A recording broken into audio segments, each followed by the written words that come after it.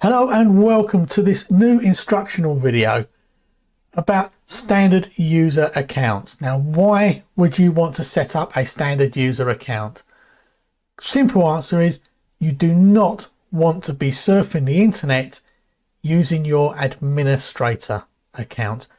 By default, Microsoft gives us all administrator privileges.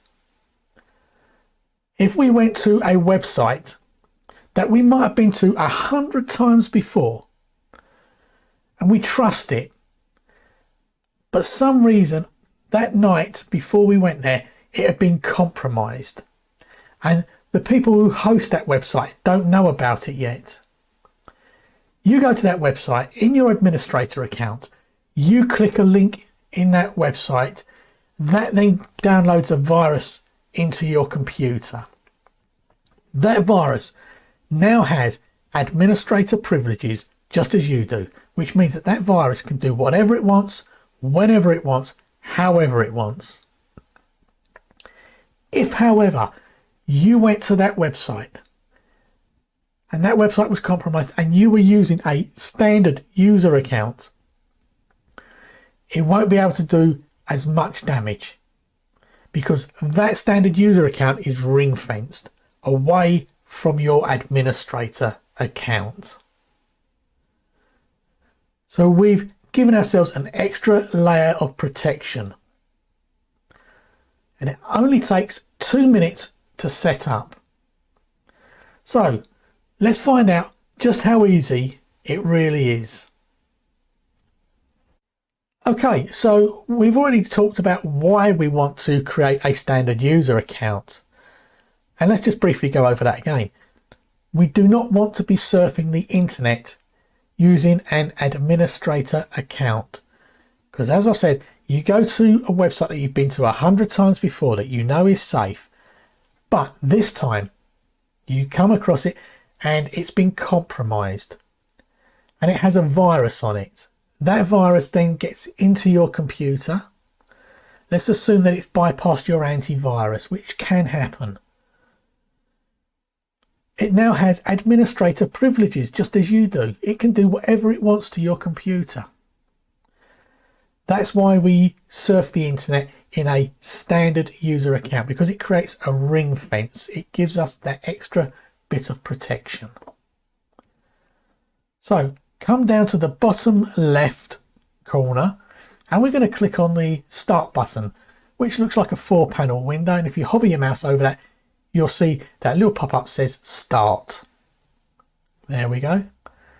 So we're going to click on that. Then we're going to come up to the settings icon, which looks like a cog. Again, you can hover your mouse over that without touching any buttons and it will tell you what that icon does. So we've got settings. In this case, it didn't pop up, it popped out.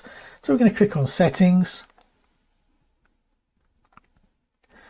Now we want accounts. So come to accounts, here we go. What we want to do is come down the left hand side here to family and other users. Okay, so here we are. If we want to, we can add a family member. Or we can add another user who's not a family member. Well, in this case, I'm going to be using other users to create a local account. A local account means it's not registered with Microsoft, so you can't back it up to the Microsoft cloud or anything like that. It's just local to your computer. There's pros and cons to this, but this is what I happen to be doing just for this tutorial. So we click add someone else. Now Microsoft assume that this person has already got a Microsoft account. Well, I haven't got another Microsoft account and I don't want another Microsoft account. So I'm going to click I don't have this person's sign-in information.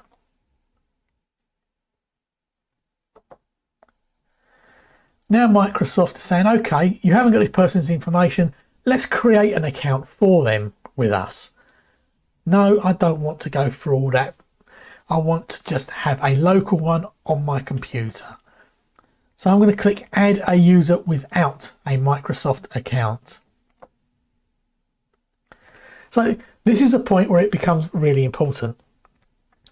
You're going to want a username. It could be anything. I'm going to choose Clacton IT Club.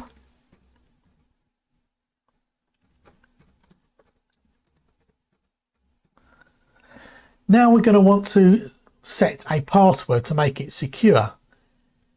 If you're somebody who has difficulty thinking of passwords, well, you can create a story. So it could be something like Mum bakes great cakes. If your mum bakes cakes, that's great. It could be your dad. Dad is good at DIY or whatever. Think of a story to create a password, and then you've got yourself a fairly strong password. And if you add some numbers to that, it makes it even stronger. And if those numbers have meaning to you, all the better. And then when you put the words in, don't put all the words together, separate them. Just as if you were writing it, because those gaps in between the words are the equivalent of a special character. If you're somebody who has difficulty remembering different passwords, then by all means write it down. Just do not keep it next to your computer. Keep it in another room.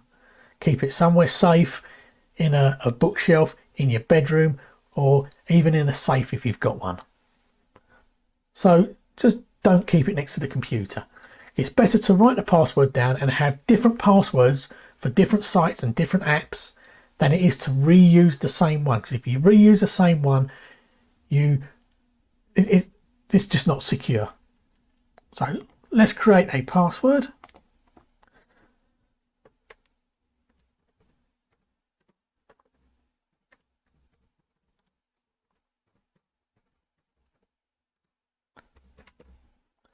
And then it's going to ask us to re-enter the password just to make sure that we haven't misspelled it or mistyped it.